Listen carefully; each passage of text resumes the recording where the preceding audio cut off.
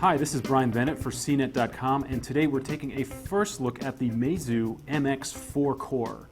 If this phone looks oddly familiar, don't worry, that's because that's the point.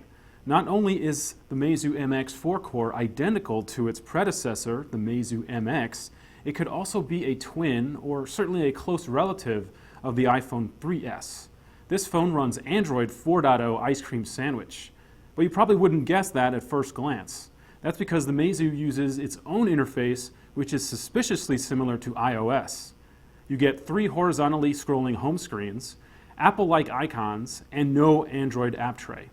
Powered by a 1.4 GHz quad-core A9 CPU, the Meizu MX 4-core also has lots of speed and power. Other nice features include an 8-megapixel camera on back with LED flash and 32 gigabytes of onboard storage.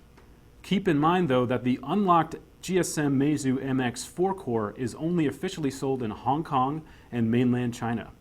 If you travel to Asia often and have the equivalent of $530 on hand, then this high-tech Android iPhone clone could be yours.